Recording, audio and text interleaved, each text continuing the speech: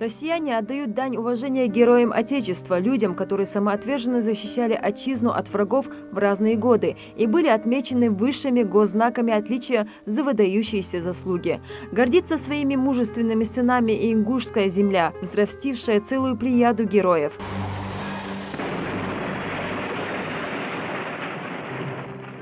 Первым в истории высокого звания Герой Российской Федерации был удостоен генерал-майор авиации Сулумбек Асканов. Он родился 8 января 1943 года в многодетной семье. Как и мечтал, поступил в Качинское высшее военное училище летчиков и окончил его на отлично.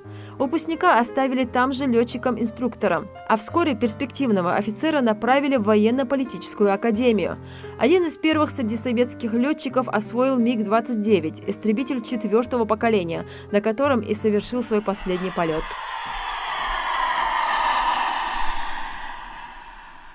7 февраля 1992 года при выполнении тренировочного полета на самолете МиГ-29 в условиях плохой видимости летчик потерял пространственную ориентировку. Выйдя из облаков, Асканов увидел, что его самолет падает на поселок. По правилам, при падении летчик должен был немедленно катапультироваться. Но Сулумбек понимал, что если он это сделает, самолет упадет на чужие дома, унося чьи-то жизни. У него было всего 2,5 минуты на то, чтобы принять решение.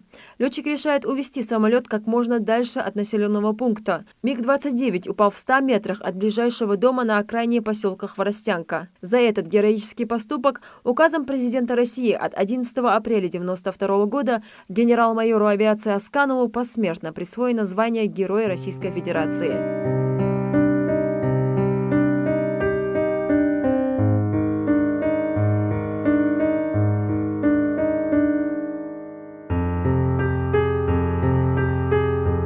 Висенгерей Танкиев, автор книги «МиГ» генерала Асканова, был близким другом героя, познакомились, будучи студентами. В течение 10 лет он собирал материал для книги, в которую вошли воспоминания близких и сослуживцев легендарного летчика, фотографии из личного архива Героя России. Я, естественно, спрашивал, а когда к тебе пришла эта мысль стать летчиком?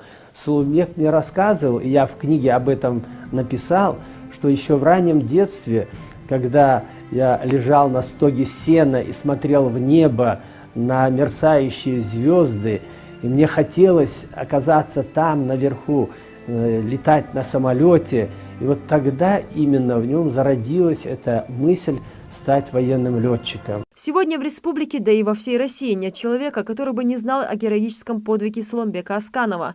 В школе, где он учился, открыт музей его честь. Аэропорт в Сунже носит имя первого героя. А также всех прилетающих в Ингушетию встречает огромная птица – копия самолета МиГ-29, на котором разбился генерал. Этот памятник первому герою России был открыт в торжественной обстановке. В тот день, отдавая дань памяти и уважения Асканову, летчики Липецкого авиацентра на самолетах Су-27 и МиГ-29 в небе над Ингушетией показали фигуры высшего пилотажа. Он мужеству достоинство вернул. Такая надпись увековечила памятник летчику Сулумбеку Асканову. 7 февраля, в день 25-й годовщины подвига первого героя России, в селе Хворостянка открыли памятник. Величественная стела из белого мрамора, напоминающая взмывающийся в небо истребитель легендарного летчика, теперь красуется на месте прежнего скромного обелиска. Тяжело все это вспоминать, но пролетели 25 лет.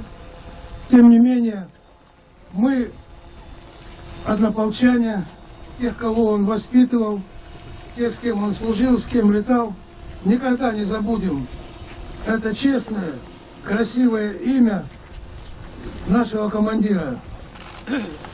И будем помнить его всегда вместе с ингушским народом. Низкий поклон и огромное спасибо за ту память, которую вы храните о нашем земляке. Да, Сулумбек и такие, как он, являются героями не только региона России, откуда они выросли, откуда они вышли. Они герои нашей огромной необъятной страны, многонационального народа. Это достояние всего народа России. Для народа герой не умер, а шагнул в бессмертие. МиГ генерала Асканова, в которой он проявил героизм и ценой своей спас десятки жизней, пример для каждого. Лейла Гайсанова, Новости 24.